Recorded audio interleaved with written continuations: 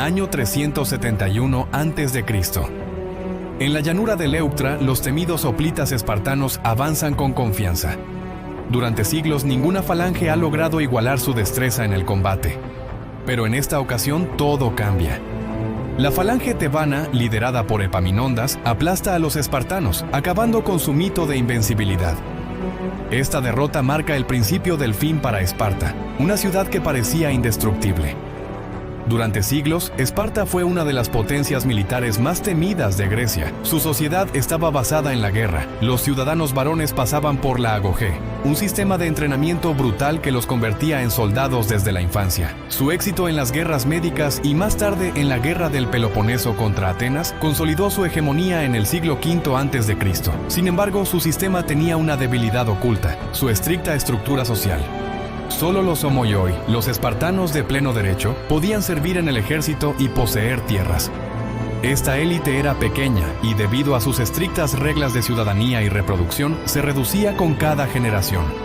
Mientras tanto, los ilotas, la servidumbre que sustentaba su economía, aumentaban en número y resentimiento. En la batalla de Leuctra, en 371 a.C., fue el punto de quiebre. Epaminondas, con su táctica de falange oblicua, rompió las líneas espartanas y mató a cientos de sus soldados, incluyendo a su rey Cleombroto I. Por primera vez en siglos, Esparta perdió en batalla campal. Esta derrota tuvo consecuencias devastadoras. Su prestigio se desmoronó y los estados aliados del Peloponeso comenzaron a rebelarse. Tras Leuctra, la Liga Beocia impulsó campañas militares que debilitaron aún más la posición de Esparta.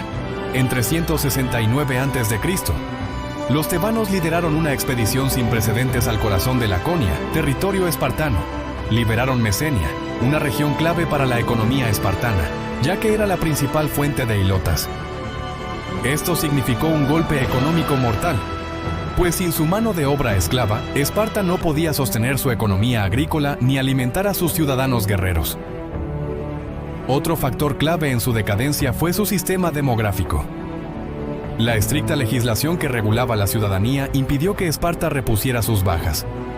En el siglo IV a.C. se estima que los homoioi apenas llegaban a unos 1000 efectivos, muy por debajo de los números que alguna vez dominaron Grecia. Para empeorar la situación, la desigualdad de tierras provocó que muchos espartanos perdieran sus propiedades y con ello su estatus militar. Ante la crisis, Esparta intentó reformarse.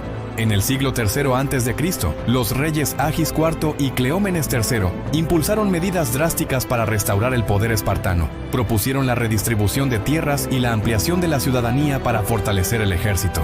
Sin embargo, estas reformas encontraron una feroz resistencia entre las élites espartanas, que no querían perder sus privilegios. Agis el IV fue ejecutado y Cleómenes el III tuvo que huir tras ser derrotado por los macedonios. La llegada de los macedonios, bajo Filipo II y luego Alejandro Magno, terminó de relegar a Esparta. Mientras Atenas y Tebas participaron en la política helenística, Esparta se aisló, perdiendo aún más influencia. En 222 a.C., el rey espartano Cleómenes III fue derrotado en la batalla de Celacia por los macedonios de Antígono III, sellando la pérdida definitiva de cualquier posibilidad de recuperar la hegemonía. Finalmente, en el siglo II a.C., Esparta fue absorbida por Roma. Aunque mantuvo cierta autonomía como ciudad-estado, su importancia política y militar había desaparecido. Para cuando Grecia cayó bajo dominio romano en 146 a.C., Esparta era poco más que una reliquia del pasado, utilizada por Roma como atracción cultural para los visitantes interesados en sus antiguas costumbres guerreras. La ciudad que alguna vez había dominado Grecia terminó reducida a un recuerdo de su propia grandeza. Uno de los mayores problemas de Esparta fue su sistema de gobierno, que aunque eficiente en tiempos de guerra, no pudo adaptarse a los cambios políticos y económicos. Con dos reyes simultáneos, una jerusía de ancianos y una asamblea limitada, la ciudad no tenía la flexibilidad política que Atenas o Tebas demostraban.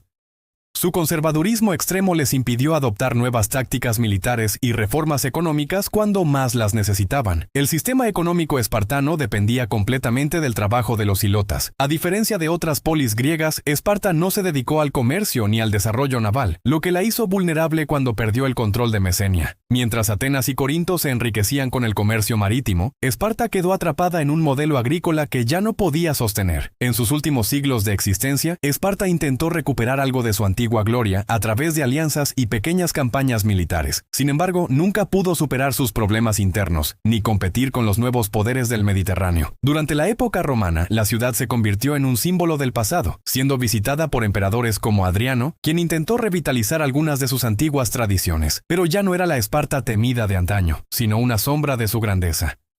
A pesar de su colapso, Esparta dejó una huella indeleble en la historia. Su disciplina militar, su cultura del sacrificio y su modelo de educación han sido estudiados durante siglos.